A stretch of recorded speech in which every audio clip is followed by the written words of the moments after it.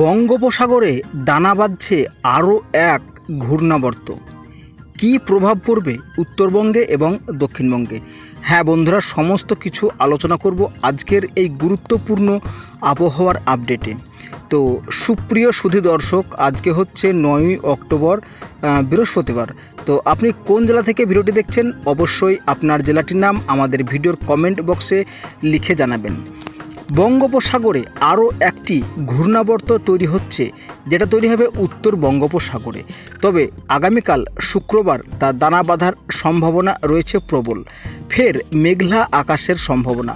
আগামী শনিবার পর্যন্ত বিক্ষিপ্তভাবে বজ্র বিদ্যুৎ সহ বৃষ্টির সতর্ক বার্তা রয়েছে দক্ষিণবঙ্গে। তো এবার আমরা দেখে নেব দক্ষিণবঙ্গে এবং উত্তরবঙ্গে, সে সাথে বাংলাদেশের কোন কোন জেলায় কেমন বৃষ্টিপাতের সম্ভাবনা রয়েছে।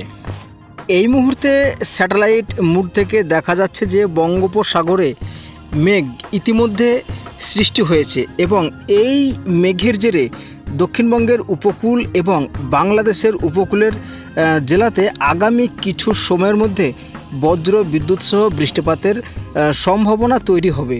তো আজকে বৃষ্টিপাতের সম্ভাবনা সবথেকে বেশি থাকছে দক্ষিণ 24 পরগনা, হাওড়া, হুগলি, কলকাতা, চন্দননগর, বর্ধমান এবং মুর্শিদাবাদের কিছু অংশ বিক্ষিপ্তভাবে বৃষ্টি হবে এবং বীরভূমের কিছু অংশ বিক্ষিপ্তভাবে বৃষ্টি হবে। এটা কিন্তু দক্ষিণবঙ্গের।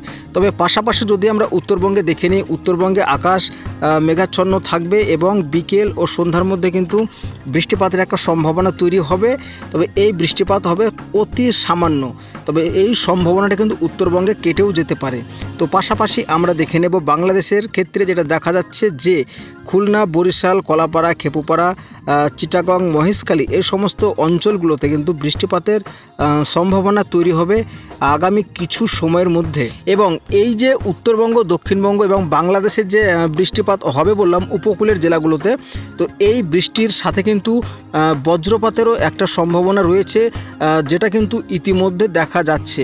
তবে আগামীকাল শুক্রবার যেটা দেখা যাচ্ছে যে আগামীকাল শুক্রবার বৃষ্টিপাতের পরিমাণটা আরও একটু বাড়তে পারে, বিশেষ করে দক্ষিণবঙ্গের উপকূল বিভাগের যে সমস্ত জেলাগুলো রয়েছে, যেমন হাওড়া, হুগলি, কলকাতা, 2 24 পরগনা, 2 মেদিনীপুর এই সমস্ত জেলাতে। তাছাড়াও নদিয়া এবং মুর্শিদাবাদের কিছু অংশ এবং বীরভূমের কিছু অংশে বৃষ্টিপাত কিন্তু লক্ষ্য করা যাবে আগামীকাল। এবং বাংলাদেশের ক্ষেত্রে যেটা দেখা যাচ্ছে, বাংলাদেশের ক্ষেত্রে টেকনাফ, মহেশখালী, চিটাগংয়ে কিন্তু ব্যাপক বৃষ্টিপাত এবং সেই সাথে ঘন্টায় 40 থেকে 50 কিলোমিটার বেগে ঝোড়ো বাতাস ও ব্যাপক বজ্রপাতেরও কিন্তু একটা সম্ভাবনা ইতিমধ্যে লক্ষ্য করা যাচ্ছে। পাশাপাশি দেখে নেব উত্তরবঙ্গের ক্ষেত্রে যেটা দেখা যাচ্ছে যে উত্তরবঙ্গে আকাশ কিন্তু মেঘলা থাকছে। তবে আগামীকালকে কিন্তু ভারী ধরনের দুর্যোগের কিন্তু উত্তরবঙ্গে কোনো রকম সম্ভাবনা ইতিমধ্যে লক্ষ্য করা যাচ্ছে না। তো আগামী শনিবার যদি লক্ষ্য করা যায়, তো দেখা যাচ্ছে যে আগামী শনিবারও কিন্তু উপকূলের জেলাগুলোতে সকাল বেলার দিকে কিন্তু বৃষ্টিপাতের সম্ভাবনা থাকছে বনগাঁ, নদিয়া এবং দক্ষিণ 24 পরগনা এই জেলাতে। বাংলাদেশের ক্ষেত্রে কিন্তু দেখা যাচ্ছে যে শুধুমাত্র কলাপাড়া এই সমস্ত অঞ্চলে একটা বৃষ্টিপাতের সম্ভাবনা থাকছে। সেই সাথে চিটাগং, মহেশখালীতে বৃষ্টিপাতের সম্ভাবনা লক্ষ্য করা যাচ্ছে এবং জয়নগর, মাজিলপুর, গোসাবা, নামখানা, ফ্রেজারগঞ্জেও কিন্তু বৃষ্টিপাতের একটা সম্ভাবনা লক্ষ্য করা যাচ্ছে। তবে দক্ষিণবঙ্গে কিন্তু আকাশ মূলত মেঘলায় দেখা যাবে সকালকার বেলার দিকে শনিবার। উত্তরবঙ্গে যদি চলে আসা যায়, তো উত্তরবঙ্গে দেখা যাচ্ছে যে উত্তরবঙ্গে কিন্তু বৃষ্টিপাতের সম্ভাবনা তেমনভাবে লক্ষ্য করা যাচ্ছে না। শুধুমাত্র আসামের তেজপুরে একটু বৃষ্টিপাত আমরা ইতিমধ্যে লক্ষ্য করতে পারছি। তবে আকাশ কিন্তু মেঘলা থাকবে উত্তরবঙ্গের প্রত্যেকটি জেলাতে। রবিবারের সকালবেলাতে কিন্তু বাংলাদেশে বৃষ্টিপাতের সম্ভাবনা থাকছে একটু বেশি, যেমন রয়েছে কুমিল্লা, বরিশাল, খুলনা, চিটাগং, এদিকে মহেশখালীতে বৃষ্টিপাতের সম্ভাবনা লক্ষ্য করা যাচ্ছে এবং কলকাতা, হাওড়া, হুগলি, 2 24 পরগনাতে মেঘাচ্ছন্ন ভাব থাকবে, যেটা কিন্তু দেখা যাচ্ছে। তবে আপনাদেরকে জানিয়ে রাখি যে আগামী শনিবার কিন্তু বৃষ্টিপাতের পরিমাণটা একটু বৃদ্ধি পাচ্ছে। তো বন্ধুরা, এবার আমরা দেখে নেব যে তাপমাত্রার কি অবস্থান থাকবে।